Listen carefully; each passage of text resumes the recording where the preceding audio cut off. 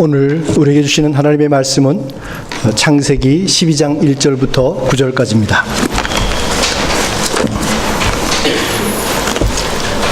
창세기 12장 1절부터 9절까지 우리 한 절씩 교도하겠습니다. 제가 한 절 읽고 여러분이 한 절 읽고 9절까지입니다.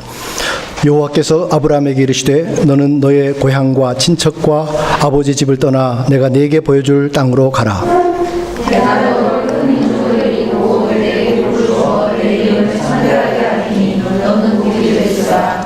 너를 축복하는 자에게는 내가 복을 내리고 너를 저주하는 자에게는 내가 저주하리니 땅의 모든 족속이 너로 말미암아 복을 얻을 것이라 하신지라.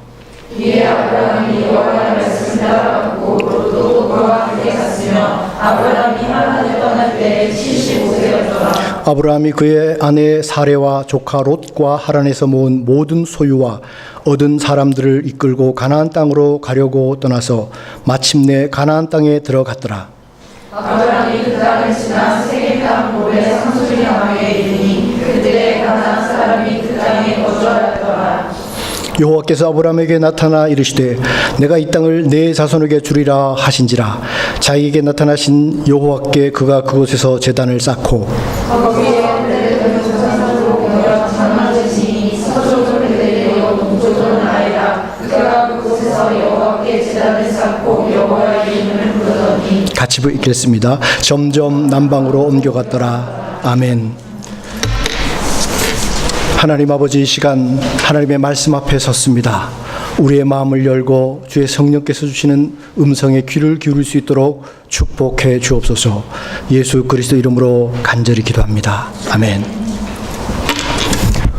오늘 설교의 제목은 아브라함의 터닝 포인트입니다.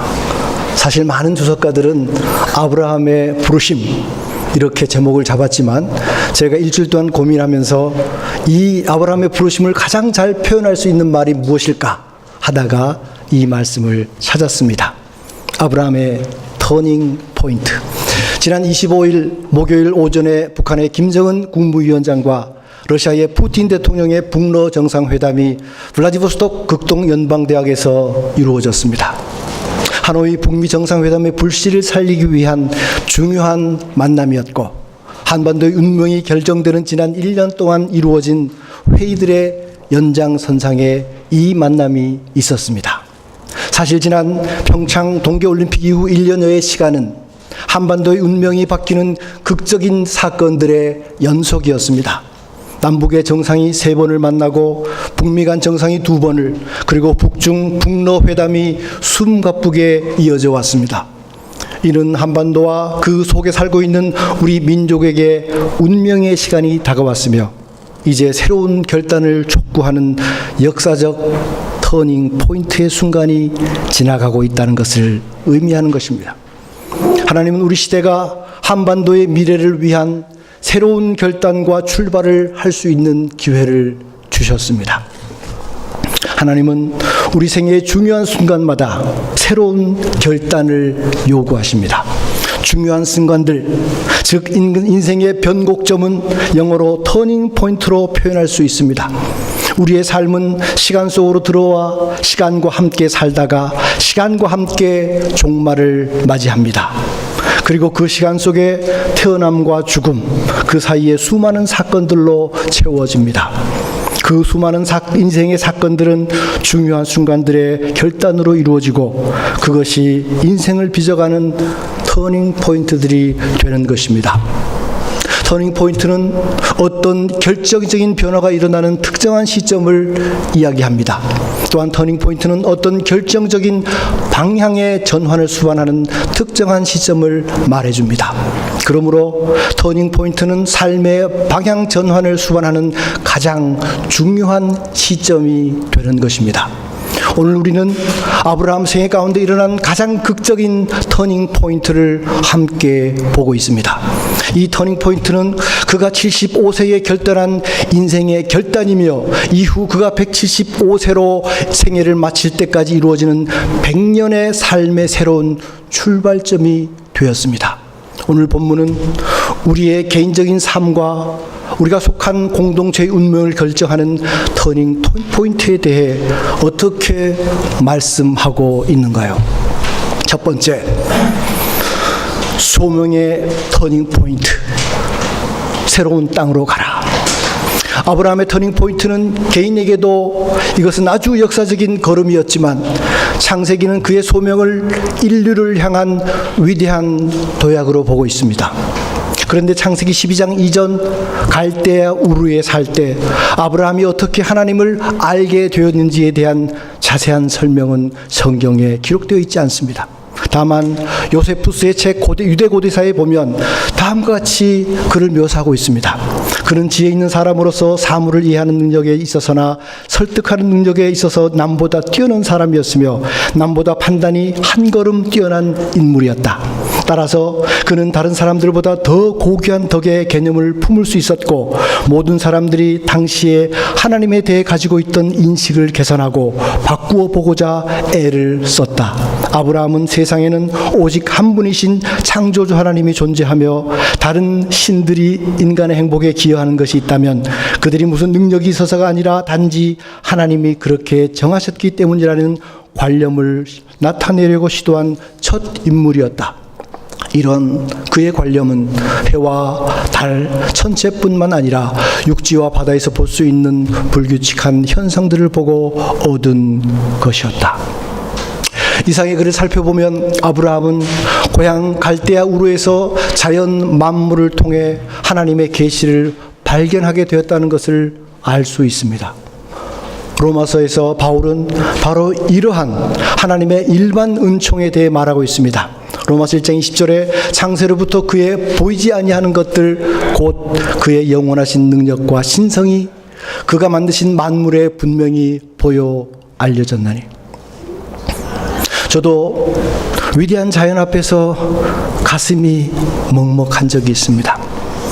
저는 경상북도 안동 낙동 강변이 흐르는 작은 마을에서 태어났고 살았습니다. 그 당시에는 전기가 없었기 때문에 호롱불을 켜고 살았습니다. 등잔불을 켜고 살던 시절 밤이면 지금처럼 전기가 없기 때문에 얼마나 캄캄한지 몰랐습니다. 천지가 어둠으로 덮였을 때에 하늘을 올라보았던 그 하늘 가득히 있던 별들을 지금도 기억하고 있습니다. 그 올려보았던 하늘 가득한 별들은 10살이 채 안 된 소년의 가슴에 무언가 모를 경외심으로 가득 차게 했습니다. 하나님이 만드신 자연은 창조주를 노래합니다. 여호와 우리 주여, 주의 이름이 온 땅에 어찌 그리 아름다운지요. 주의 영광이 하늘을 덮었나이다. 주의 손가락으로 만드신 주의 하늘과 주께서 베풀어 두신 달과 별들을 내가 보오니 사람이 무엇이기에 주께서 그를 생각하시며 인자가 무엇이기에 주께서 그를 돌보시나이까. 시편 8편 1절 3절 4절 말씀입니다.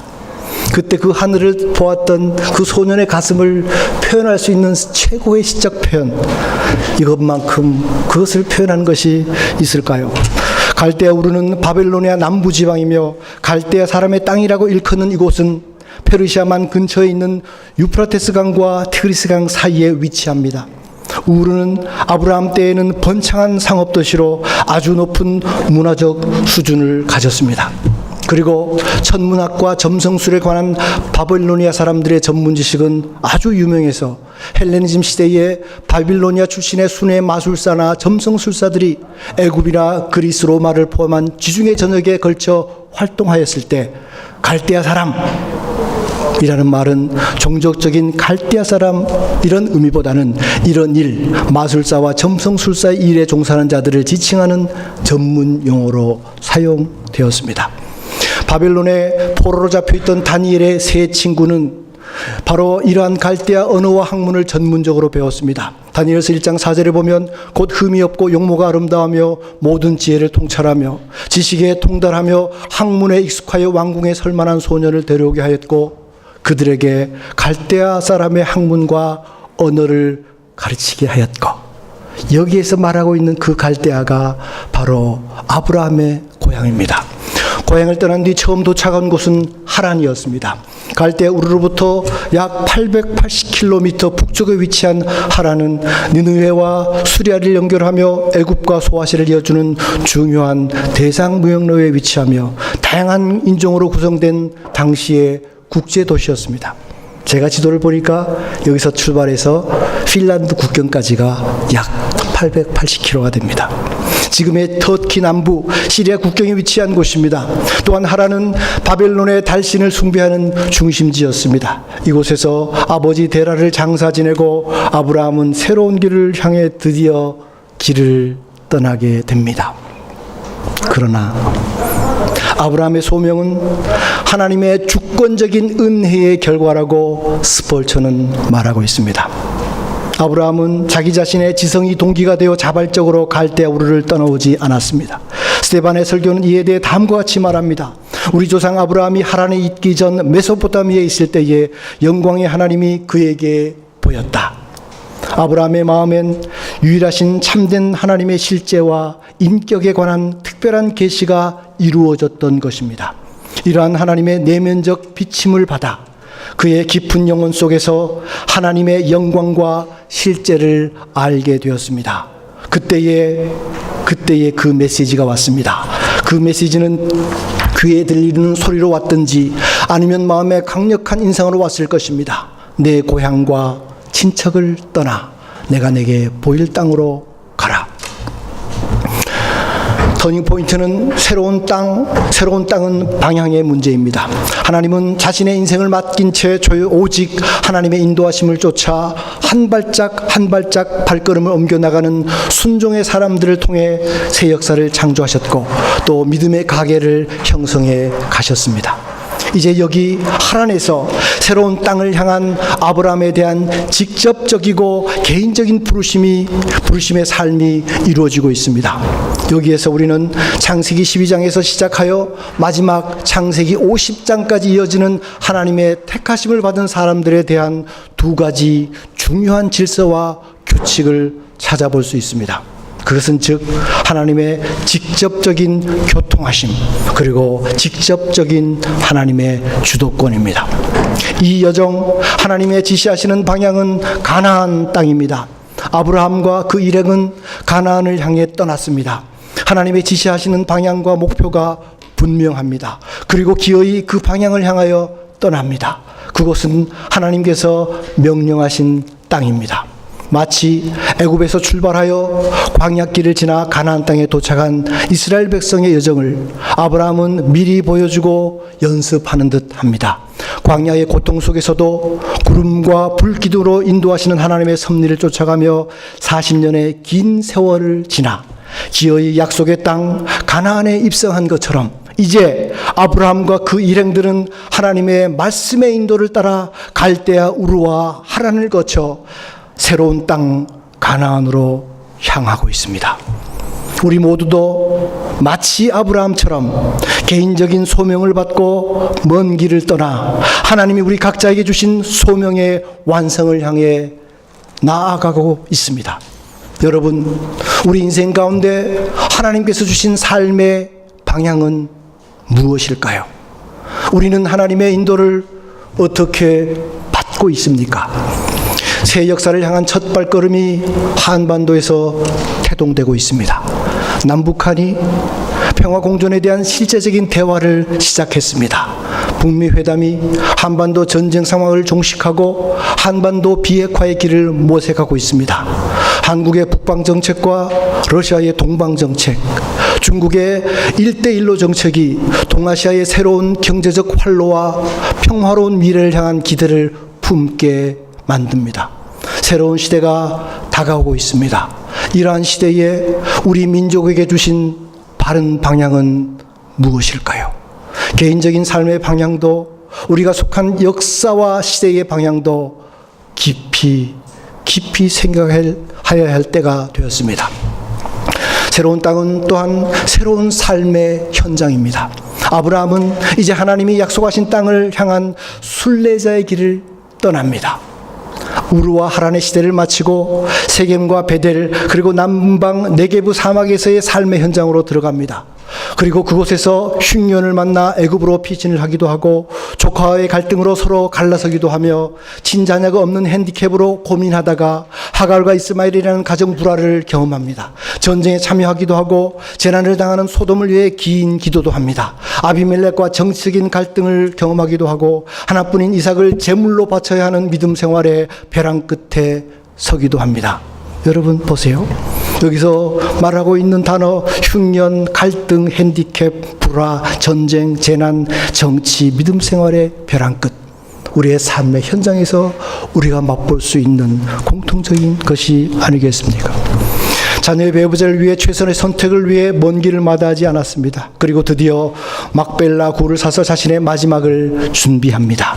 순례자가 맞닥뜨리는 새로운 삶의 현장은 또 다른 삶의 문제들과 함께하는 것이었습니다. 오늘 기도하는데 그 기도의 내용 중에 복잡다단한 세상 가운데 복잡한 문제를 해결해야 되는 우리의 삶을 불쌍히 여겨달라는 기도를 들었습니다. 이러한 상황 가운데 우리가 동일하게 살아가고 있습니다.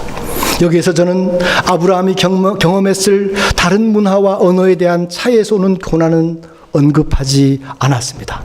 가나안 문화에 적응하고 가나안에서 그들이 말하는 언어를 배우는 것은 또 얼마나 시행착오가 많았을까요? 저는 28년째 모스크바에 살고 있습니다. 그럼에도 불구하고 밤에 잠잘 때에 오늘 사용한 러시아 단어 하나에 대한 고민을 여전히 가지고 있습니다. 75살에 시작한 타문화권의 생활입니다. 다사다난한 100년의 세월이 기다리는 그곳으로 새로운 삶의 현장으로 이제 아브라함은 들어갑니다. 여기에서 새로운 삶의 현장은 터닝 포인트가 가져오는 현실적인 결과라는 것을 알 수 있습니다. 히브리서 저자는 이러한 가운데 살아왔던 아브라함의 마음을 붙잡는 그의 마음 깊은 곳에 있었던 삶의 표 하나가 있다고 말합니다. 이렇게 기록하고 있습니다. 이는 그가 하나님이 계획하시고 지으실 터가 있는 성을 바랐습니다. 하나님의 계획에 대한 믿음, 그리고 아브라함은 새로운 삶의 현장을 믿음으로 살아냅니다. 여기에 영역 표현이 아주 재미있는데요. Architect and builder is God. 우리 하나님은 설계자시며 그 건물을 지어가시는 분이라는 뜻입니다. 하나님의 계획에 대한 믿음, 새로운 삶의 현장을 바로 이 하나님을 믿고 가는 거지요. 우리 모두는 어디엔가 우리의 결단으로 이루어진 인생의 길에 어느 장소에 와 있습니다. 먼 길을 떠나 이곳 러시아에 온 우리에게는 현재 모스크바가 우리의 새로운 삶의 현장인 것입니다. 우리의 삶의 현장인 이곳 모스크바도 우리의 삶의 터닝 포인트의 결과일 것입니다. 우리는 여기에서 무엇을 하고 있습니까? 우리에게 하나님이 만드실 더 좋은 세상은 어디일까요? 우리는 언젠가 하나님의 부르심을 따라 또 다른 곳으로 떠나겠지요. 여기서 한 가지 기억해야 될 사실은 하나님은 늘 우리를 부르시고 그 부르심에 조화로운 삶을 살기 원하신다는 것입니다. 존 스타트는 1984년에 초판으로 발행되고 2006년 제4판으로 발행된 그의 책 Issues Facing Christians Today, 현대 그리스도인들이 직면하고 있는 문제들, 이러한 제목의 책에서 현대인들이 직면하고 있는, 그리고 삶의 현장에서 일어나고 있는 주요 문제들과 그러한 문제들을 그리스도인들이 어떻게 이해하고 다루어야 할지에 대해 이야기하고 있습니다. 그런 이 책에서 세 가지 질문을 통해서 책을 시작합니다. 변화하는 세상에 그리스도인들이 사회의 변화에 참여해야 하는가? 두 번째, 이러한 복잡한 세상에서 과연 그리스도인들이 구별된 사고방식을 갖는 것은 가능한가? 세 번째, 고도의 다원주의 사회에서 그리스도인들의 간증은 영향력을 끼칠 수 있는가? 세 가지 사회를 우리가 살아가고 있습니다. 변화하는 세상, 복잡한 세상, 다원주의 사회를 살아가고 있습니다. 그리고 이러한 사회 가운데 일어나고 있는 전 지구적 이슈, 전쟁과 평화, 환경 문제, 가난 문제, 인권 문제를 다루고 있습니다. 두 번째 사회적 이슈로 노동, 일자리 문제를 다루고 있습니다. 사업적 관계들, 사람들의 다양성, 단순함, 관대함, 자족함 이러한 주제를 가지고 사회적 이슈를 다룹니다. 마지막 개인적 이슈는 여자와 남자, 하나님, 결혼, 동거, 이혼, 낙태와 안락사, 새로운 생명공학, 동성관계들. 40년 전에 쓰여진 책입니다. 이들에 대한 성경적 답은 무엇입니까? 우리가 과연 이러한 세상의 필요에 적절한 해답을 줄 수 있을까요? 아니, 나 자신이 이러한 당면한 문제에 대한 적절한 견해와 해답을 갖고 있는지요? 존 스토트는 더 나아가 그리스도인들이 이러한 동시대의 사람들의 삶의 현장에 동참하고 그들의 문제를 해결하기 위한 시대의 리더로 부르심을 우리가 받았다고 말하고 있습니다. 그리고 그들에게 이러한 시대의 리더들에게 다음과 같은 태도가 필요하다고 말합니다. 선견, 멀리 볼 수 있는 안목, 근면, 성실한 태도, 인내, 소망을 품고 기다리는 것, 사역, 자신의 일에 집중하는 것, 훈련, 끊임없이 배우는 것. 이것은 새로운 삶의 현장을 살아가기 위한 그리스도인들의 적절한 삶의 태도임에 분명합니다. 지난주에 직장이 없는 시대가 온다 는 제목의 책을 제 아내로부터 소개를 받았습니다. 이 책은 최근 한국어로 번역이 됐고 출간이 됐습니다. 이 책의 원래 제목은 Gigged, The End of the Job and the Future of Work. Gigged라는 말이 굉장히 낯선 단어입니다. 잠시 후에 제가 설명을 드리겠습니다. 이 책을 쓴 세라 캐슬러는 미디어 스타트업 퀄츠의 부편집장입니다. 그리고 일의 미래에 대해서 기사를 쓰고 있습니다. 여러분, 우리 시대의 최고의 뜨거운 핫 이슈가 뭡니까? 경제 문제고 일자리 문제 아닙니까? 그는 자신의 책에서 전통적인 직업에 기초한 경제는 종말을 맞을 것이며 그 대신 긱 경제, 긱 이코노미의 시대가 도래하고 있다고 주장합니다. 긱 경제란 필요에 따라 사람을 구해 임시로 계약을 맺고 일을 맡기는 형태의 경제 방식을 말합니다. 임시직 경제 혹은 프리랜서 경제라고 말할 수도 있습니다. 이코노미지는 10년 후 세계 인구의 절반이 프리랜서로 살아가게 될 것이라고 주장합니다. 베이비붐 세대 1955년부터 63년생 부모들은 독립적이고 안정된 삶을 위한 조건은 번듯한 직장이며 그러한 회사에 취직을 해야 비로소 결혼도 하고 아이도 낳고 인간답게 살 수 있다고 여겼습니다. 한편 밀레니엄 세대 1980년부터 2000년 어간에 태어난 자식들은 평생 직장 대신 프리랜서, 계약직, 임시직 등의 대안적 근로 형태를 일컫는 긱경제의 파도 속으로 이미 들어가고 있다고 말하고 있습니다.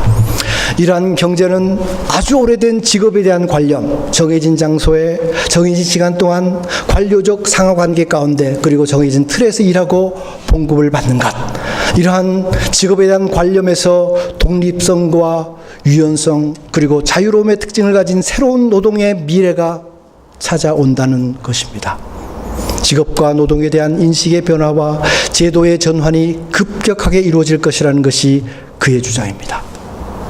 새로운 시대, 경험하지 못한 삶의 현장이 서서히, 아니 급격하게 우리에게 다가오고 있습니다. 우리는 무엇을 해야 할까요? 새로운 시대는 새로운 접근 방식을 요구합니다. 두 번째로, 분리의 터닝 포인트, 과거의 악한 영향력으로부터 떠나라. 지금처럼 뿌리가 없고 늘 이동하는 서구 사회 현대 문화에 사는 우리는 아브라함이 친척 본토 아비집을 떠나는 것이 얼마나 그를 두렵게 하는 걸음일지를 놓치기 쉽습니다. 고대 사회에서는 한 개인의 가족과 부족이 그가 누구인지를 결정하는 주요 요소였습니다. 따라서 가족을 떠난다는 것은 한 사람의 정체성과 안전의 근거를 잃어버린다는 뜻이 되는 것입니다. 그에게 무슨 일이 생기면 이 확대 가족이 그의 안전을 보호해 주었기 때문입니다. 우리도 얼마 전, 50년 전, 아니 30년 전만 해도 자식이 부모를 부양하고 부모가 자식을 끝까지 책임지는 이러한 관계 속의 삶을 살아왔습니다. 그러나 이러한 관계가 점점 변화가 있죠. 더 나아가 아브라함은 당시 근동에서 가장 살기 좋고 풍요를 구가하던 도시 갈대아 우르, 오늘의 이라크 남부 지방을 떠나서 하나님께서 보여주실 미지의 땅으로 가라는 명령을 받았습니다. 아브라함에게 있어서 터닝 포인트가 일어났던 시간들까지 75년은 어떤 삶이었는지 성경에는 자세히 기록되지 않았습니다. 그가 살았던 시대와 장소의 일반적인 삶의 모습을 통해 유추해 볼 수밖에 없습니다. 그의 고향 갈대아 우르는 중기 청동기 시대를 지나며 상업과 천문학과 점성술이 발달한 곳이었습니다. 따라서 이곳은 뛰어난 고대 문명과 더불어 우상 숭배가 성행하였습니다. 여호수아는 아브라함의 아버지 데라는 물론이고 아브라함 자신도 부름을 받기 전에는 다른 신들을 섬기고 있었다라고 말하고 있습니다. 여호수아가 모든 백성에 이르되 이스라엘의 하나님 여호와께서 이같이 말씀하시기를 옛적에 너희의 조상들 곧 아브라함의 아버지 나홀의 아버지 데라가 저 강저 쪽에 거주하여 다른 신들을 섬겼으나 여호수아 24장 2절의 말씀입니다. 고대 근동에서 대규모의 만신전과 신화를 발전시킨 최초의 민족은 수메르인들입니다. 그들의 신들은 바벨론 사람들이 받아들이고 바벨론의 신들을 아수르가 수용하여 새로운 신의 체계를 만듭니다. 그리고 가나안까지 이 영향력이 가지요. 아브라함의 터닝 포인트는 바로 이와 같은 우상 숭배의 강력한 영향과 그로부터 익숙해진 미신적이며 주술적인 삶의 체계, 그리고 잘못된 세계관과의 분리로의 부르심이었다는 것입니다. 우리 민족의 역사도 타종교의 강력한 영향 가운데 있었습니다. 샤머니즘을 시작으로 불교와 유교의 영향력은 역사를 따라 한국 사람의 가슴 속에 흘러내려오고 있습니다. 그런데 그 영향력이 개인의 신앙과 심지어 교회의 삶 속에도 아직 자리를 잡고 있습니다. 우리도 또한 그것들로부터의 분리가 필요합니다. 기독교의 신앙의 근본 요소는 세상과의 분리입니다. 이것은 금욕적인 분리를 이야기하는 것은 아닙니다. 우리는 삶의 현장 속에 들어가 그들과 더불어 함께 살아갑니다. 그러나 그들과 함께 어울려 살지만 들어가 그들의 원리에는 혼합되어지 말아야 하며 사단의 세력에는 결코 순종해서는 안 됩니다. 요한복음 17장 15절 예수님은 다음과 같이 우리를 위해 기도하고 있습니다. 내가 비옵는 것은 저희를 세상에서 데려가시기를 위함이 아니요 오직 악에 빠지지 않게 보존하시기를 위함이니이다. 기독교 역사는 떠남과 분리의 역사입니다. 오늘날 우리 역시 죄악된 이 세상에서 분리되어 의와 거룩을 쫓는 순례자의 길을 가야 합니다. 로마서 12장 2절에 너희는 이 세대를 본받지 말고 오직 마음을 새롭게 함으로 변화를 받아 하나님의 선하시고 기뻐하시고 온전하신 뜻이 무엇인지 분별하도록 하라.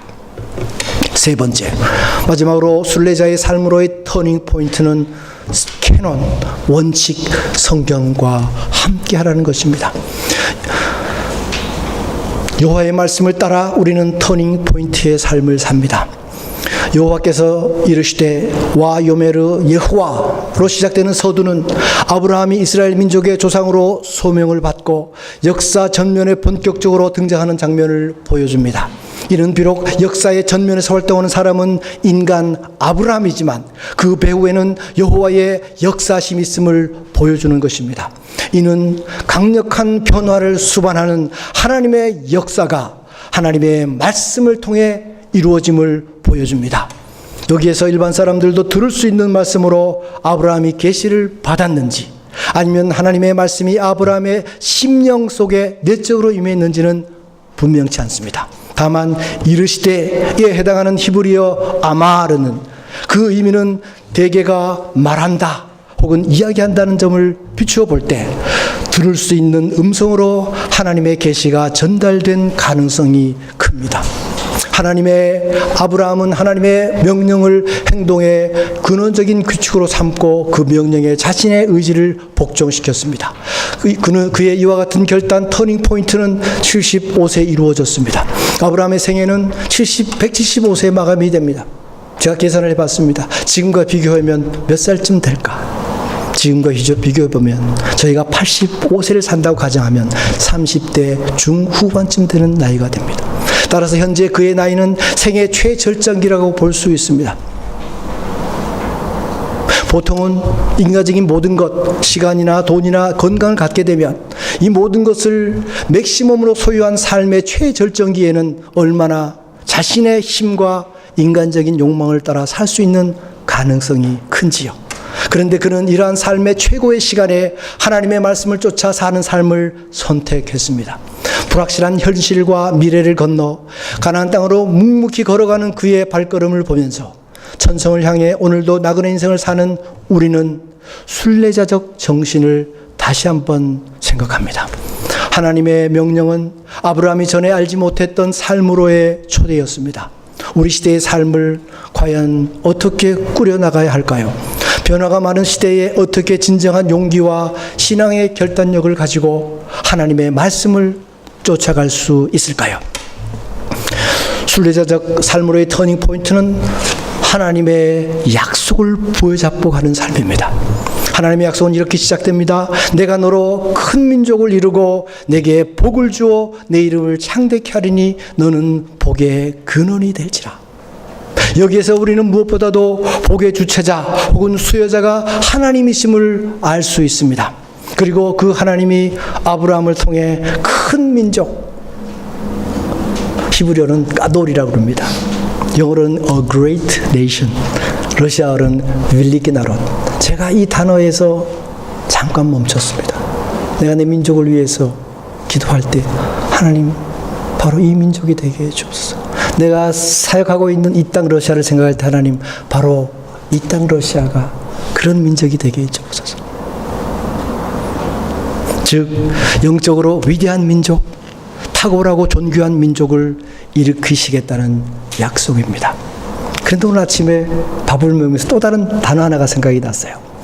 작금회의라는 한국의 여러 상황을 보면서 하나님 우리 민족을 품위 있는 민족으로 만들어주세요. 품위 있는 민족. 이어서 내게 복을 주어 이름을 창대케 한다는 약속이 이어집니다. 성경시대의 이름은 많은 가치와 중요성을 갖습니다. 신원의 확인과 그 이름의 소유자의 기본적 성격을 말해줄 뿐만 아니라 이름을 안다는 것은 그 사람을 아는 것을 의미합니다. 그래서 시편 9편 10절에는 여호와여 주의 이름을 아는 자는 주를 의지하오리니. 이름의 문자 하나하나에 생명력이 있는 의미를 부여하기 때문에 히브리어에서 이름은 구문론적 의미로 파악되어야 합니다. 사람에게 이름을 지어주는 행위는 바로 그 사람의 존재성을 부여하는 것입니다. 또한 이름을 바꾼다는 것은 새로운 지위와 사명을 갖게 된다는 의미입니다. 아브라함이 되고 야곱이 이스라엘이 되며 사울이 바울이 된다는 것은 바로 이러한 의미가 내포되었다는 것이며 그것은 하나님이 인정하시는 삶의 터닝 포인트의 결과임을 분명히 말해주는 것입니다. 여기에서 하나님은 아브라함의 이름을 크게 떨치는 탁월한 존재가 되게 해줄 것이라고 약속을 주십니다. 즉 이것은 모든 사람 앞에서 대대로 존귀하게 여김받을 수 있는 영적인 축복입니다. 이 약속은 아브라함을 향한 축복이자 그의 배후에서 섭리하시는 하나님의 영광이라고 말할 수 있습니다. 아브라함은 결국 이러한 약속을 따라 하나님의 벗, 여호와의 종, 열국의 아비 등의 명예로운 별명을 얻었을 뿐만 아니라 구세주께서 그의 혈통을 통해 탄생함으로 그리스도의 조상이 되는 영예를 안게 되었습니다. 사랑하는 여러분, 우리는 태어날 때 누군가로부터 이름을 부여받았습니다. 그리고 그 순간부터 우리는 자신의 삶을 통해 자신의 이름의 의미를 만들어 갑니다. 누군가로부터 이름이 불려질 때 그 속에는 한 사람의 삶의 모든 결실이 들어가 있습니다. 명예와 평판이 오롯이 그 이름 속에 남습니다. 그리고 이름 석자를 세상에 남겨 두고 떠납니다. 우리는 자신의 이름과 어떤 관계를 가지고 있습니까? 나와 함께 살아가는 가족과 지인들은 나의 이름을 생각할 때 가장 먼저 떠오르는 생각이 무엇이 될까요?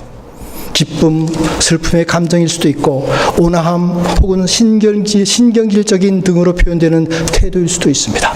진실한 사람 혹은 가식적인 사람 등으로 표현할 수 될 수도 있고 따뜻한 사람 혹은 차가운 사람, 의로운 사람 혹은 악한 사람으로 이해될 수도 있습니다. 그 모든 것을 합한 그것이 바로 그 이름의 본래 모습일 것입니다. 우리는 나이가 들어 세월의 흔적이 오롯이 내려앉은 얼굴에 대한 책임뿐만 아니라 자신의 이름에 쌓인 인격의 흔적, 삶의 흔적에 대한 책임도 참 필요합니다. 우리는 어쩌면 우리 이름에 좋은 평판을 만들기 위해 하루하루를 살아갈지도 모릅니다. 그런데 우리가 기억해야 할 사실 하나가 있습니다. 구약 성경에서 이름이 위대하게 되는 것은 인간의 성취에 의해서 이루어지는 것이 아니라 하나님의 선물로 주어진다는 것입니다. 사람을 높이시는 이는 근본적으로 하나님이시니 겸손한 자는 높이 들림을 받지만 무릇 스스로 높아지려는 자는 낮아지고 말 것입니다. 더욱 주목해야 할 사실은 신약에서 그리스도의 이름으로 세례를 받는다는 의미는 새로운 존재성에 부여라는 측면에서 전 존재의 근본적인 변화가 일어난다는 것입니다. 그리스도인이라는 새로운 이름의 의미는 성도들의 존재가 사망과 죽음에서 생명으로 옮겨지는 것을 의미하며 새롭게 예수를 주님으로 부르게 된 신분의 변화를 의미합니다. 복의 근원이 될지라. 그러나 이것은 하나님 아브라함 한 개인에 국한되는 것은 아닙니다. 다른 말로 표현하면 너의 삶이 내가 가는 곳에 복이 되리라는 뜻입니다. 선한 사람은 그 나라의 축복이며 그같이 된다는 것은 그들에게 말할 수 없이 큰 영예요 행복이라는 것입니다. 요셉의 삶이 바로 그러한 사실을 보여주고 있습니다. 그러므로 우리는 우리의 삶의 현장에서 하나님의 복의 통로인 또 다른 요셉이 되어야 합니다. 마지막으로 우리는 이 약속이 선포되는 그때 아브라함과 사라 사이에는 자식이 없었음을 눈여겨보아야 합니다. 아브라함의 약속을 받은 후 10년이 지나도 아무 일도 일어나지 않았습니다. 그래서 여종과 결혼하여 이스마엘을 낳습니다. 그리고 14년의 세월이 흘러도 여전히 자녀가 없습니다. 그리고 폐경기도 지난 나이 89살에 분명한 약속을 2번 들은 후에 임신하고 이삭을 낳습니다.